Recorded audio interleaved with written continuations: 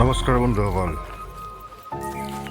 পৃথিৱীখনত এনে কিছুমান ঠাই আছে যিবোৰ দেখাত অত্যন্ত সুন্দৰ, কিন্তু সেই সৌন্দৰ্যৰ আঁৰত লুকাই থাকে এক ভয়াৱহ অন্ধকাৰ। আজি আমি আপোনাক লৈ যাম পশ্চিমবংগৰ দাৰ্জিলিং জিলাৰ এখন সৰু চহৰ কুৰ্চিয়াঙলৈ। ইয়াৰ ডাউহিল এলেকাটো ভাৰতৰ আটাইতকৈ অভিশপ্ত ঠাইসমূহৰ ভিতৰত অন্যতম বুলি গণ্য কৰা হয়। ইয়াৰ ঘন অৰণ্য, কুঁৱলীৰে আৱৰা ৰাস্তা আৰু ব্ৰিটিছ কালৰ পুৰণি অট্টালিকাবোৰে কিবা এক গোপন কথা ক'ব বিচাৰে। কিয় ইয়াৰ বতাহত আজিও এক অজান ভয় বিয়পি থাকে? কিয় ইয়াক আত্মহত্যাৰ কেন্দ্ৰ বুলি কোৱা হয়? আহক আজিৰ এই বিশেষ ভিডিঅ'ত আমি ডাউহিলৰ প্ৰতিটো ৰহস্যৰ পৰ্দা ফাদিল কৰিম। সমুদ্ৰ পৃষ্ঠৰ পৰা প্ৰায় 4,864 ফুট উচ্চতাত অৱস্থিত কুৰ্চিয়াং চহৰখন। সেই ঠাইখিনি ব্ৰিটিছ শাসনকালত ইংৰাজসকলৰ অতি প্ৰিয় ঠাই আছিল।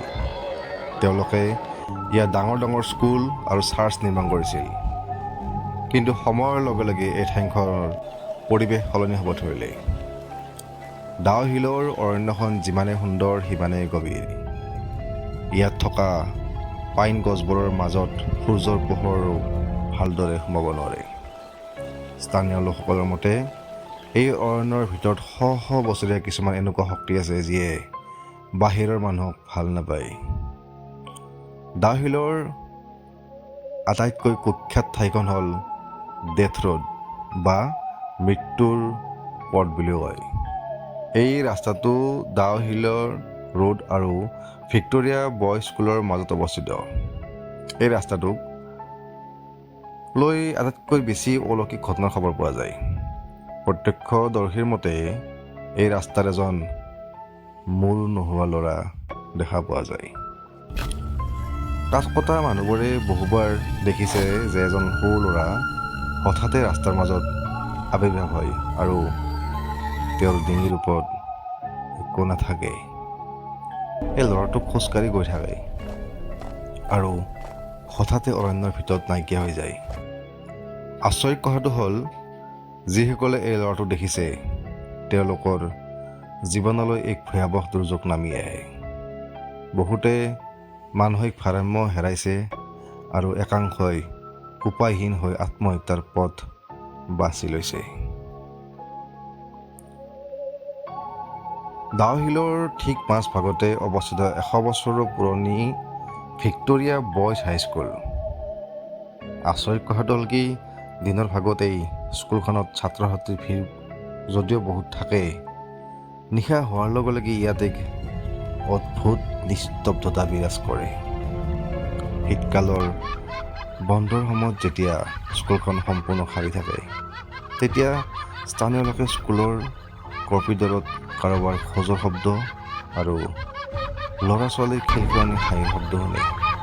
আনকি কোনোৱে বন্ধ কোঠাৰ খিৰিকীৰে কোনোবাই চাই থকাৰো আভাস পায়। কোৱা হয় যে এই স্কুলখনৰ মাটিৰ তলত বহুতো অজান কাহিনী সমাধিস্থ হৈ আছে। ডাউহিল ফৰেষ্টত এটা কথা সকলোৱে নকৰে, সেয়া হ'ল কনষ্টাণ্ট ছাৰ্ভেইলেন্স বা কোনোবাই আপোনাক নিৰীক্ষণ কৰি থকাৰ অনুভূতি। আপুনি হয়তো অকলে খোজকাঢ়িছে, কিন্তু আপোনাৰ মনত হ'ব যে কোনোবা এজন আপোনাৰ ঠিক পিছতেই আছে। ইয়াত চৰাইৰ মাত খুব শুনা যায়, যিটো কোনো অৰণ্যৰ বাবে একেবাৰে অস্বাভাৱিক। পৰ্যটকসকলে প্ৰায়ে দাবী কৰে যে তেওঁলোকে হঠাতে কাৰোবাৰ ৰঙা চকু অৰণ্যৰ অন্ধকাৰত জিলিকি থকা দেখা পায়। ইয়াত থকা গছবোৰৰ গঠনো অতি আচৰিত, যেন কোনোবাই যন্ত্ৰণাত গছবোৰক পকাই পেলাইছে।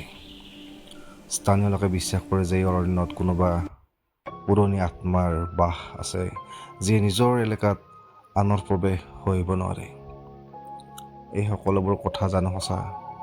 বিজ্ঞানে কয় যে উচ্চ পাহাৰীয়া ঠাইত অক্সিজেনৰ অভাৱ বা একাকিত্বৰ বাবে মানুহৰ ভ্ৰম হ'ব পাৰে। কিন্তু যিবোৰ মানুহে প্ৰজন্মৰ পিছত প্ৰজন্ম ধৰি একেবোৰ কাহিনী কৈ আহিছে, তেওঁলোকৰ কথা আমি কেনেকৈ নুই কৰিম? ডাউহিলত হোৱা অসংখ্য আত্মহত্যাৰ কোনো সঠিক কাৰণ আজিও পোৱা নাই বুলি ৰাইজে দাবী কৰে। দুনিয়াখনে গম পায়, সকলোৱে কথাটো বুজি পায় যে ইয়াত বহুত মানুহ ডাউহিলৰ দৃশ্য দেখি বা কিবাকিবি হৈ মৃত্যুৰ মুখত পৰিছে। কিয় এজন সুস্থ মানুহে অৰণ্যলৈ গৈ নিজৰ জীৱন শেষ কৰিব বিচাৰে, এইটোৱে আটাইতকৈ ডাঙৰ ৰহস্য। কুৰ্চিয়াৰ ডাউহিল আজিও এক অবুজ সাঁথৰ হৈয়ে আছে। ইয়াৰ সৌন্দৰ্যই যিদৰে মানুহক টানে, ইয়াৰ আতংকীয় মানুহক ইমানে ভয় খুৱাই বুলি কয়। যদি আপুনি এডভেঞ্চাৰ প্ৰেমী তেন্তে হয়তো এবাৰ যাব বিচাৰিব, কিন্তু সাৱধান, ডাউহিলৰ ডেথ ৰ'ডত কেতিয়া কাৰ লগত দেখা যায় সেয়া কোনো নাজানে। আজিৰ এই ভিডিঅ'টো কেনে লাগিল কমেণ্টত জনাব। আপোনালোকৰ মাজৰ কোনোবা যদি ডাউহিললৈ গৈছে তেন্তে আপোনাৰ অভিজ্ঞতা আমাক নিশ্চয় শ্বেয়াৰ কৰিব। পৰৱৰ্তী ভিডিঅ'ত পুনৰ একে ৰহস্যৰ লগ পাম। ধন্যবাদ। জয় অসম।